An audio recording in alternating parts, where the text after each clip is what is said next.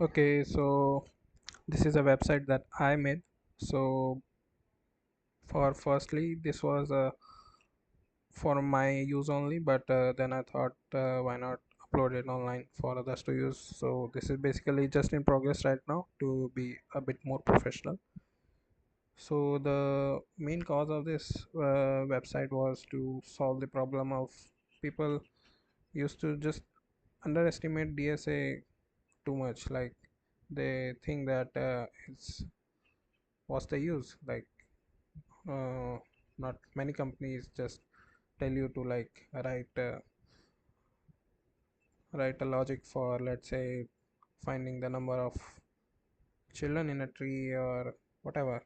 So they didn't think any of it, and also because they don't see progress when they solve DSA. Like they solve a question looking at the hints and solutions, and next time they never approach that question again. So that the so that when a question like that comes again next time, they go by the gut, like they don't think of any approach or revise it back. So that's the problem I faced myself. So I created this website. So let's dive into it.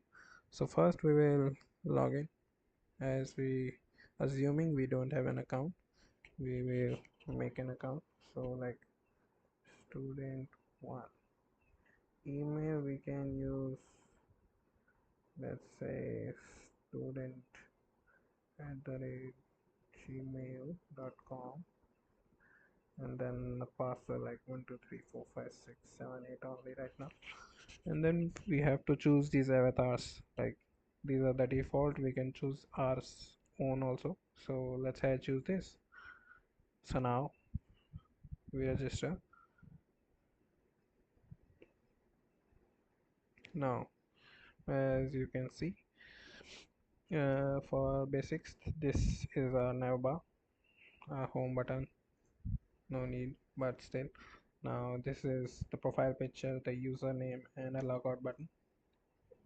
Otherwise, this is, I like games, so I added this functionality. I'll improve this further, so like when we mark a question solved or revised, it can just track that question down and it can disappear, something like that, to make the site more engaging and stand apart from others.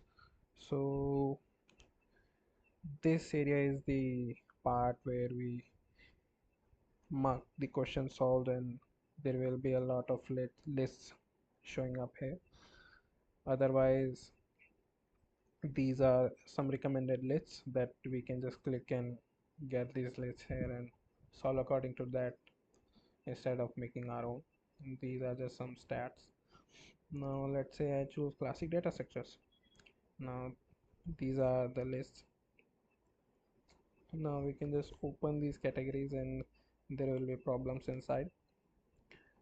Problems main component will be like marking solved, the title, the number, the difficulty, mark revised, something telling us that we have not revised it. This here is like for note taking. What we can do now is mark solved. Now what people do is they don't take notes, like approach, so that when they revise it again they can just look at the approach if they can't solve it, right? So let's say I write look more closely on the two pointer approach here. I added also added a functionality of underline and bold, like we can do that. And now we submit. Now this has been marked as solved but not revised, right? So in the database, now that we have marked it solved, it will store this problem, and we have to revise this problem in the next 4 days. So for that we go to our to revise section, and it will show the list in which this problem resides. So like in the classic data structures, and in that also the trees category has this question which we need to mark revise.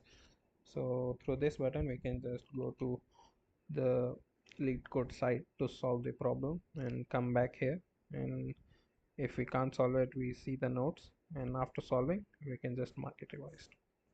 So now if we go back and check out, this has been marked revised, right? You can even reload it, so like everything is has been called from the database, so there is no error. These are just the stats, like these are the total number of questions I have uploaded till right now, and these are the number of questions I solved. And out of the number of questions I have solved, these are the number of questions I have revised, right? So these are about the recommended lists, but let's say you want to add your own list. So let's say I add own list. Now I have my own list. In this only, since we don't have categories, we can add categories like, let's say, a tricky, hard questions. Now we have a category of hard questions. We can also add problems, like we can just tell it the number of the LeetCode problem that you want to add. So let's say I just add what 1 3. So I've got that problem. So I've got that name, number, difficulty, and other things. So this way you can make your own lists.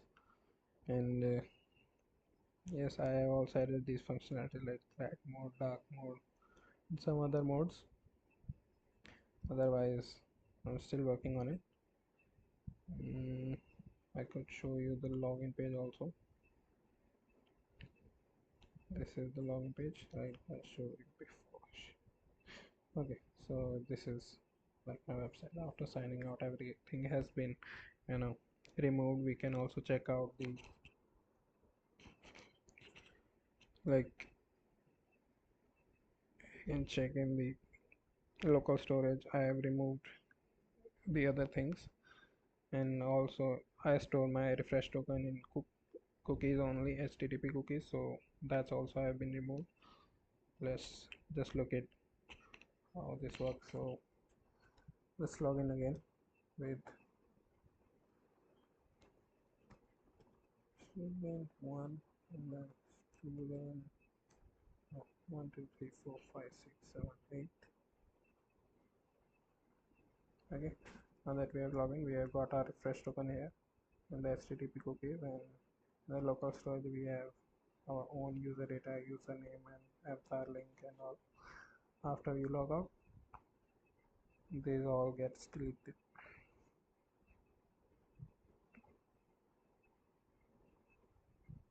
Thank you.